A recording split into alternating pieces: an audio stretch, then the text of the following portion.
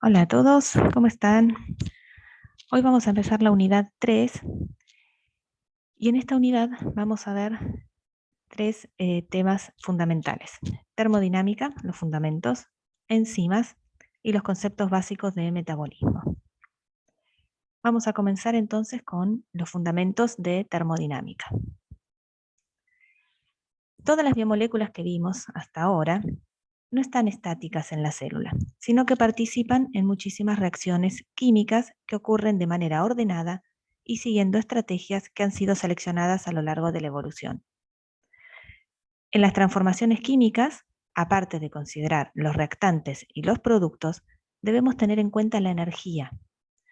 Los cambios energéticos que ocurren en las reacciones químicas permiten entender la lógica de los procesos metabólicos.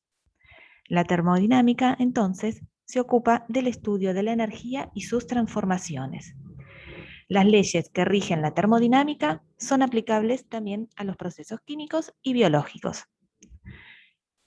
Entonces, todos los procesos que ocurren en una célula están gobernados por las mismas leyes físicas, es decir, estas leyes de la termodinámica.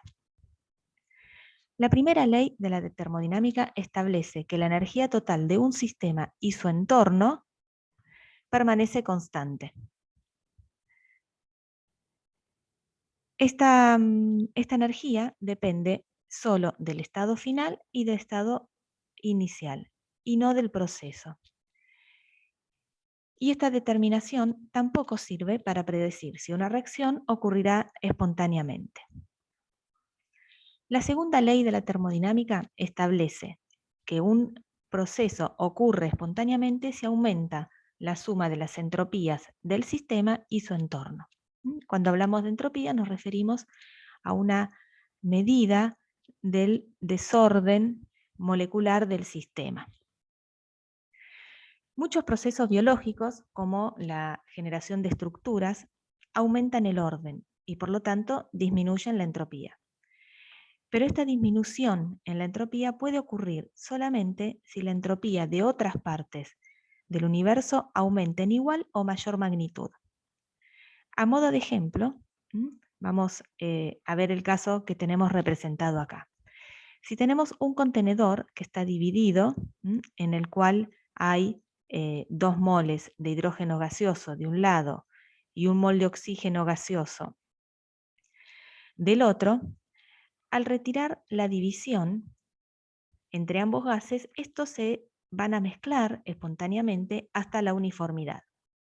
Este proceso aumenta la entropía, ya que las moléculas que estaban ordenadas en cada parte del contenedor forman ahora una mezcla distribuida azarosamente.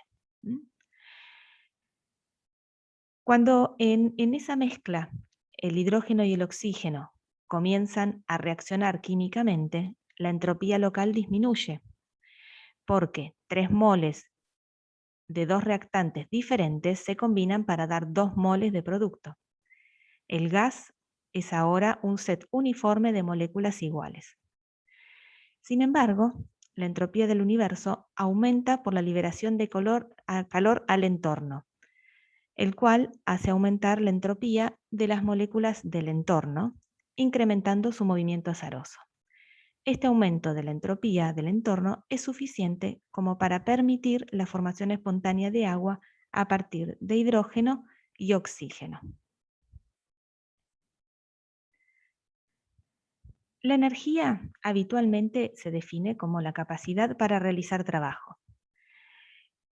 En este sentido, la energía química tiene un rol preponderante en los procesos biológicos y la misma está representada por el movimiento, la posición de los átomos, los enlaces y las atracciones entre los elementos.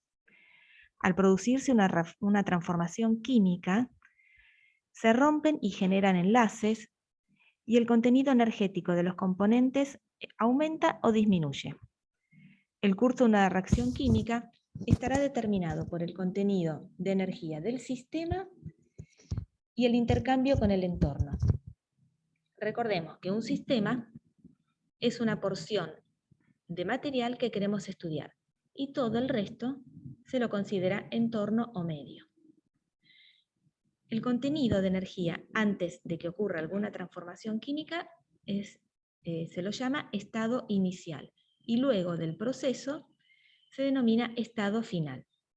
Durante este proceso, esta transformación química, se puede liberar energía al medio o tomar energía del medio. En termodinámica, lo que importa es el estado final y el estado inicial.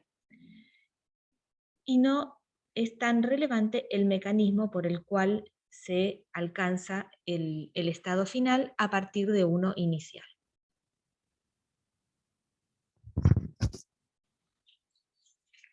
La forma más común de energía es el calor.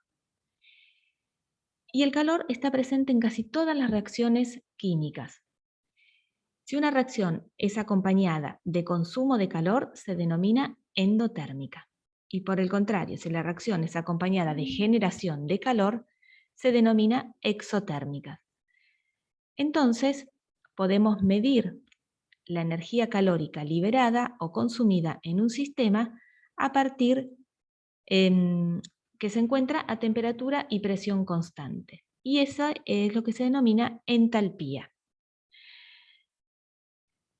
La primera ley de la termodinámica tiene esta ecuación que acá presentamos. Si a un sistema con una energía dada se le suministra una cantidad de calor de acuerdo con la ley de conservación de la energía, ese calor aparecerá como cambio en el contenido energético del sistema o realizará algún trabajo sobre el mismo. La primera ley de termodinámica, entonces, permite ver los cambios de energía en una reacción química, pero no nos da información sobre la dirección que esta reacción tendrá. Es decir, no alcanza con saber si una reacción será endotérmica o exotérmica para poder definir la dirección que esa reacción tendrá. Tenemos entonces que introducir un nuevo parámetro que llega con la segunda ley de la termodinámica, que es la entropía, que como les comenté antes, es el grado de desorden molecular de un sistema. La ecuación que define la segunda ley de la termodinámica es la que presentamos acá, donde G es la energía libre, energía de Gibbs, en honor al físico matemático que desarrolló la aplicación de la termodinámica a la química. G es análoga al trabajo útil. La entalpía es análoga al calor y la entropía es análoga a la energía calórica no aprovechada. En los seres vivos, las reacciones químicas ocurren a temperatura y presión constante. Solo una parte de la energía liberada de los procesos biológicos está disponible para realizar algún tipo de trabajo. Y esa energía es la que se denomina energía libre, que surge de combinar la primera y la segunda ley de la termodinámica. Entonces, si los reactivos tienen un contenido de energía mayor que los productos, se liberará energía durante la reacción. Lo importante acá es el cambio de energía producido durante la reacción, que es lo que denominamos delta G. Y este parámetro sí nos va a permitir establecer si una reacción puede ocurrir o no de manera espontánea.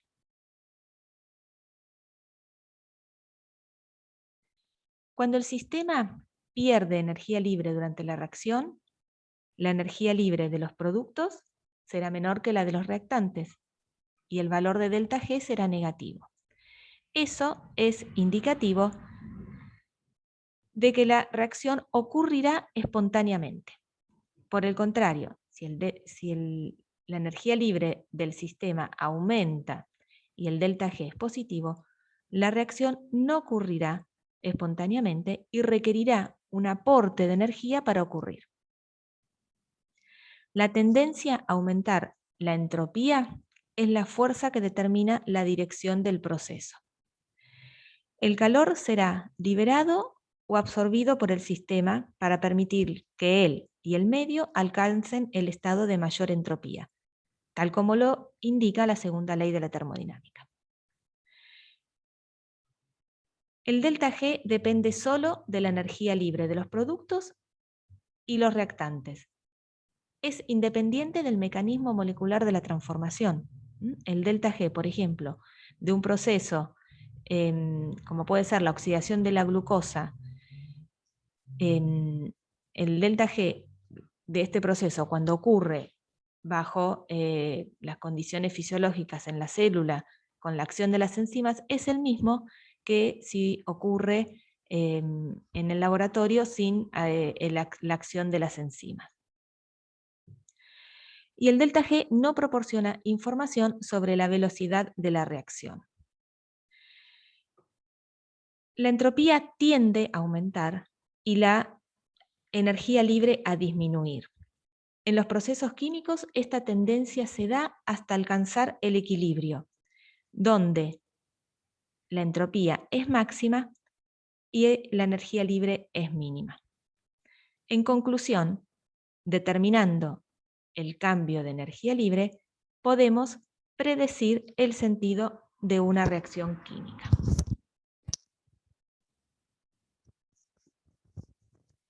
En una reacción química reversible, los sustratos,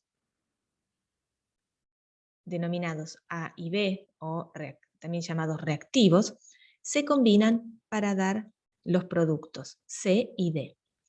La reacción directa es esta misma que les estoy mencionando, y está representada por la flecha que va desde la izquierda hacia la derecha.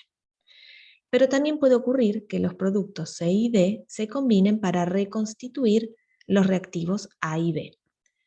Esta reacción inversa está representada por la flecha que va desde la derecha hacia la izquierda. Las velocidades de estas reacciones las podemos escribir de la siguiente manera. La velocidad de la reacción directa, V1, y la velocidad de la reacción inversa, V2, siendo K1 y K2 constantes de velocidad y lo que aparece entre corchetes, las concentraciones de los reactivos y productos. Al iniciarse la reacción, A y B se combinan para dar C y D, con una cierta velocidad. A medida que la reacción avanza, las concentraciones de A y B comienzan a disminuir y también la velocidad. Por otro lado, las concentraciones de C y D comienzan a incrementarse y eso les va a permitir reaccionar para dar los reactivos A y B. Y este proceso lo van a hacer a una velocidad que es proporcional a su concentración, como le indica la fórmula de la velocidad 2. Llega un momento en el que las velocidades 1 y 2 se igualan y no se producen cambios en las concentraciones, ni de los reactivos ni de los productos. Este momento se denomina equilibrio químico. En ese momento, entonces, las velocidades son iguales, por lo tanto, las constantes multiplicadas por las concentraciones también. Si reordenamos esta igualdad, la podemos expresar de esta manera. Siendo entonces y apareciendo la constante de equilibrio como aquella que relaciona las constantes de velocidad. Entonces, si la constante de equilibrio es mayor que 1, la reacción va a transcurrir preferentemente hacia la formación de los productos C y D, porque si el numerador que representa la concentración de los productos es mayor que el denominador donde están los reactivos, este valor va a ser mayor que 1. Entonces, eso nos está indicando que hay más concentración de productos que de reactivos y por lo tanto la reacción está transcurriendo hacia la formación de los productos. Del mismo modo, si la constante de equilibrio es menor que 1, significa que las concentraciones de los reactivos son mayores que las de los productos. Y entonces la reacción está ocurriendo preferentemente hacia la formación de los reactivos A y B. Como las moléculas intervinientes en una reacción química tienen un contenido de energía determinado, que está dada por los enlaces y las interacciones, al producirse la reacción, el contenido energético de los reactivos puede ser mayor que los productos o viceversa. Existe entonces una relación entre la constante de equilibrio y la energía libre, que está dada por esta ecuación, en la cual el delta G0 representa el cambio de energía libre estándar, es decir, a una concentración 1 molar de los reactivos, y R es la constante de los gases. En condiciones fisiológicas se define un delta G0', porque las reacciones biológicas ocurren a pH fisiológico, a pH aproximadamente 7. Entonces, de esta ecuación podemos ver que si la constante de equilibrio es alta, el delta G tendrá un valor negativo y la reacción ocurrirá con disminución de la energía libre. Entonces, la constante de equilibrio y el delta G miden la tendencia de una reacción a proceder espontáneamente. Este delta G0 refiere al equilibrio. Recordemos, momento en el que no se produce trabajo útil.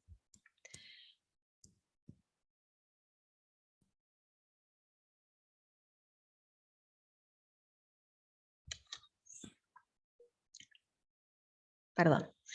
Ahora, si el sistema no está en equilibrio, puede generar trabajo útil mientras alcanza este estado de equilibrio, siempre a temperatura y presión constantes. Y ese trabajo está representado por esta ecuación. En las células no hay equilibrio y la concentración de reactivos están bastante lejos del 1 molar. Sin embargo, muchas veces se habla de todas maneras de un delta G0' en los sistemas biológicos. Bien, de esta ecuación vemos claramente que en el equilibrio, es decir, cuando delta G, cuando este valor es 0, volvemos a la ecuación previa. Es decir, si esto es igual a 0, todo este término lo pasamos del otro lado del igual de manera negativa y llegamos a esta ecuación. Entonces, el delta G es una constante que caracteriza cada reacción. Y es otra forma, junto con la constante de equilibrio, de expresar la tendencia de una reacción. Si el delta G es positivo, la reacción es endergónica y requiere el aporte de energía para ocurrir. Y si el delta G es negativo, la reacción es exergónica y la reacción ocurrirá de manera espontánea.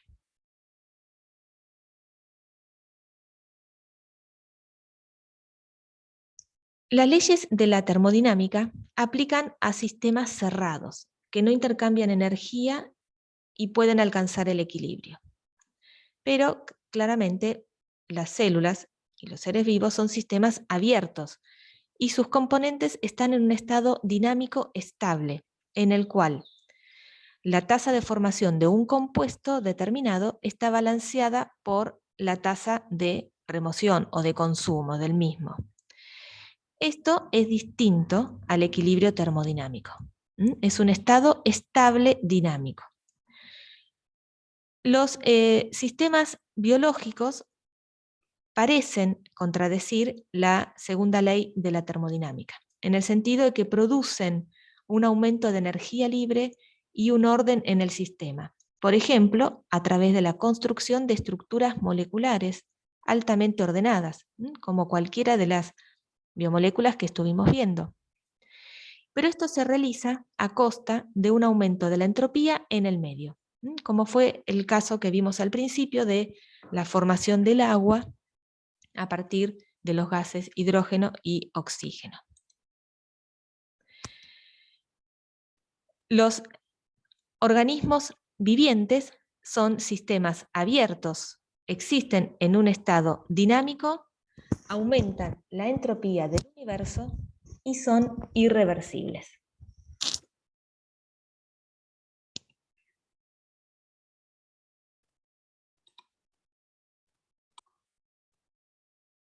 Los procesos endergónicos en los seres vivos no podrían ocurrir sin el aporte de energía. La estrategia más utilizada para contrarrestar el delta G positivo que tienen estos procesos endergónicos, muchos de los procesos que ocurren en los seres vivos, es el acople con reacciones que tienen moléculas con un alto contenido energético. Por ejemplo, las reacciones de síntesis necesitan que los reactivos sean activados por el aporte de energía desde compuestos con alto contenido energético. Entonces, las biosíntesis ocurren con liberación de energía libre y son termodinámicamente posibles. Estos compuestos con alto contenido energético son moléculas que tienen enlaces químicos que al romperse generan una gran disminución de energía libre. Entonces, al participar en una reacción con delta G positivo, esa disminución de energía libre hace que el cambio de energía libre, el delta G global, sea negativa y que la reacción endergónica entonces pueda ocurrir.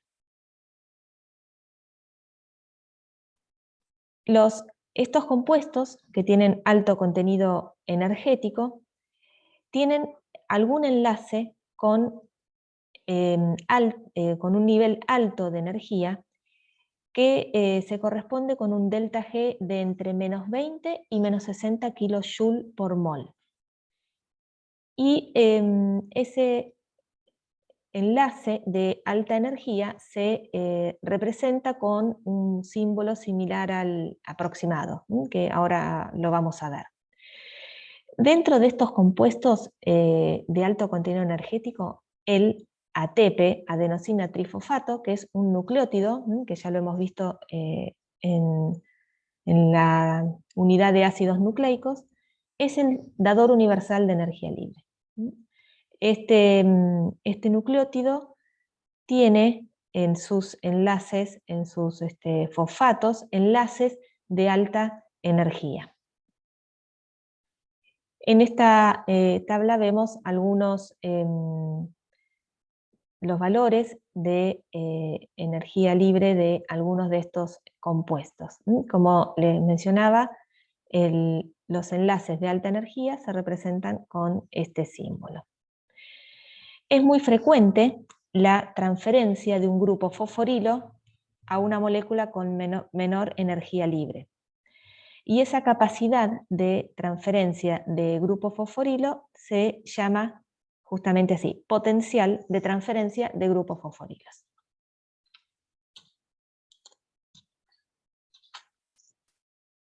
Una reacción que es altamente exergónica puede impulsar el curso de otra endergónica, si ambas se acoplan. Y las reacciones acopladas comparten un intermediario común. Veamos un ejemplo mecánico. Si quisiéramos que este objeto se mueva hacia la cima de esta pirámide, ese proceso es claramente endergónico, su cambio de energía libre es positivo y claramente necesita el aporte de energía para que esto ocurra.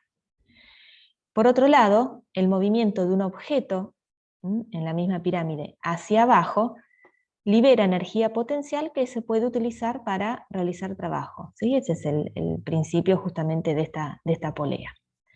Entonces, la energía libre, la energía potencial disponible por el movimiento espontáneo de este objeto hacia abajo, lo cual el movimiento de este objeto hacia abajo es un proceso exergónico, con un delta G negativo. Entonces, si este proceso espontáneo se acopla al otro proceso endergónico, el acople en este caso es unir ambos bloques de alguna manera, entonces el acople de ambos procesos genera que este objeto pueda elevarse, y esta reacción que era endergónica puede ocurrir. Este es un ejemplo mecánico, pero el mismo fundamento aplica para las reacciones químicas. Entonces, podemos acoplar una reacción endergónica, o sea, con un delta G positivo, a otra exergónica, o sea, con un delta G negativo. Y el cambio de energía libre para un conjunto de reacciones acopladas químicamente va a ser igual a la suma de los delta G de las reacciones individuales. O sea que si la reacción endergónica tiene un delta G de 5 positivo y la exergónica tiene un delta G de menos 8, entonces la reacción global que me permite de A pasar a C y D va a ser de menos 3. Y como comentamos recién también, las reacciones que se acoplan comparten un intermediario, que en este caso es la molécula B. Bien, veamos un ejemplo entonces. La hidrólisis de ATP es una reacción exergónica con un delta G muy negativo, de menos 30,5. Debido a esto, bueno, justamente es el dador universal de energía. En cambio, la formación de glucosa 6-fosfato a partir de glucosa y pirofosfato es una reacción endergónica, con un delta G de 13,8. Sin embargo, si ambas, es decir, que entonces la fosforilación de la glucosa no ocurre de manera espontánea. Sin embargo, si ambas reacciones se acoplan y la liberación de energía que se produce con la ruptura del enlace en el ATP es aprovechada para disminuir el delta G de la reacción de la glucosa. Si esto ocurre al acoplarse las reacciones, entonces la reacción final va a ser ATP más glucosa, glucosa 6-fosfato más ADP. Y el delta G final de esta reacción va a ser negativo y en consecuencia la reacción va a ocurrir en el sentido indicado.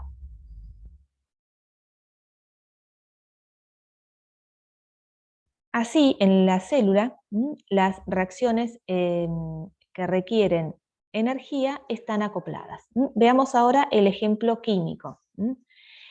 En la reacción 1, la generación de glucosa 6-fosfato tiene un delta G positivo. ¿Por qué? Porque la energía libre del producto, glucosa 6-fosfato, es mayor que la energía de los reactivos. En la reacción 2, que es la hidrólisis de ATP, esta es una reacción altamente endergónica, porque la energía libre de los productos es menor que la de los reactivos. Entonces el delta G tiene valor negativo. Ahora, si vemos la reacción 3, en la cual acoplamos estas dos, claramente el delta G resultante también es negativo. Entonces, el acople de estas dos reacciones permite contrarrestar este delta G positivo y permite que la reacción de fosforilación de la glucosa transcurra. Entonces, en la célula, las reacciones que requieren energía están acopladas, directa o indirectamente con un dador de energía, usualmente el ATP. Y los compuestos activados son intermediarios en las vías metabólicas.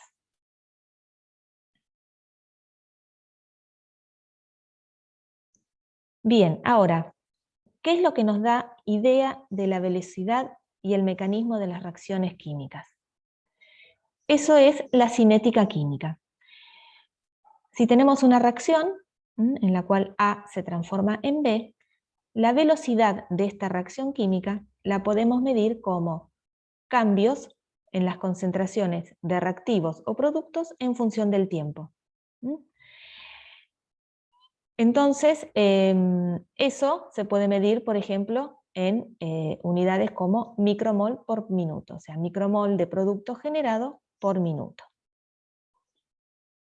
Si consideramos una reacción como esta, en la que A y B se combinan para generar los productos C y D, la velocidad estará dada por esta ecuación. La velocidad de generación de los productos estará dada por esta ecuación, en la cual estos coeficientes, estos exponentes, refieren a el orden de la reacción y se relacionan también con los coeficientes estequiométricos de la reacción química, es decir, el número de moléculas que deben chocar en la reacción. Entonces, por ejemplo, en una reacción de primer orden, la velocidad es proporcional a uno de los reactivos. Por ejemplo, si A minúscula es igual a 1, estamos en una reacción de primer orden con respecto al reactivo A. En este caso, entonces, cuando aumenta la concentración de ese reactivo, aumenta de manera lineal la velocidad. Y esa reacción es unimolecular. Si, por ejemplo, B minúscula es igual a 2, entonces la reacción será de segundo orden con respecto al reactivo B. Y siempre el orden total es la suma de estos coeficientes.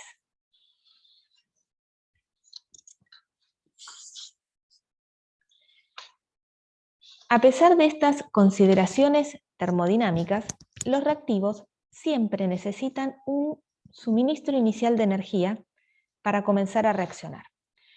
Esa energía puede ser energía de traslación, energía de rotación, cuando dos moléculas deben chocar entre sí, o energía vibracional o electrónica, cuando hay una molécula que debe redistribuir o eliminar alguno de sus átomos. Las moléculas tienen que alcanzar entonces un estado de activación o transición antes que la reacción ocurra. En este estado de transición, los enlaces químicos se reacomodan para producir nuevas agrupaciones, nuevos enlaces que permitirán la generación de los productos. La energía necesaria para alcanzar ese estado de transición o de activación se llama energía de activación y representa una barrera inicial que debe superarse para que la reacción química proceda. La energía de activación, entonces, es un parámetro que sí se relaciona con la velocidad de la reacción. Entonces, los reactivos tienen que alcanzar un nivel de mayor energía para obtener ese estado de transición a partir del cual la reacción ocurre espontáneamente. De manera gráfica podemos ver que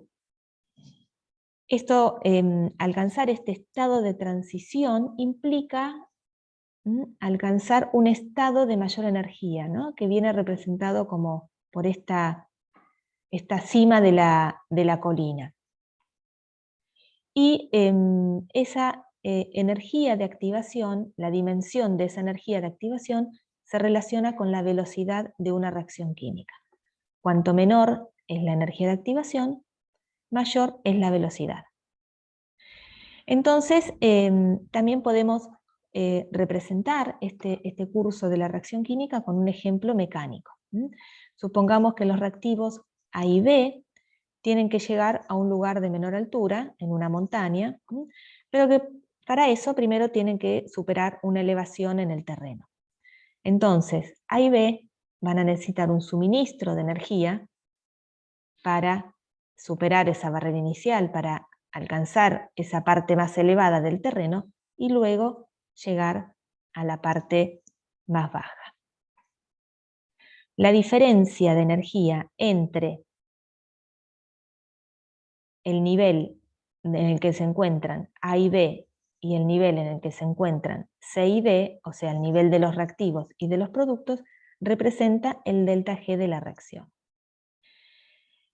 Y la diferencia de energía entre el nivel basal de los reactivos y el pico y la cima de la colina representa la energía de activación. Y, como les comentaba, llegar a esa cima implica alcanzar ese estado de activación o de transición. En este ejemplo es claro que si queremos que la reacción sea la inversa, o sea que de los productos obtengamos los reactivos, la energía de activación que se necesita es de mucho mayor magnitud que en la reacción directa. Entonces, una forma de acelerar la reacción es reducir la energía de activación, de modo que un mayor número de moléculas en el sistema puedan alcanzar ese estado de transición, como se representa por la curva roja. Cuando disminuimos la energía de activación, se puede aumentar la velocidad de la reacción. Pero esto no altera ni los valores de delta G ni el estado de equilibrio, ya que el valor de delta G depende únicamente del contenido energético de los reactivos y de los productos. Y el equilibrio depende únicamente de las concentraciones de los reactivos y de los productos. Y esta estrategia de disminuir la energía de activación es la que utilizan las enzimas para aumentar de gran manera la velocidad de las reacciones químicas.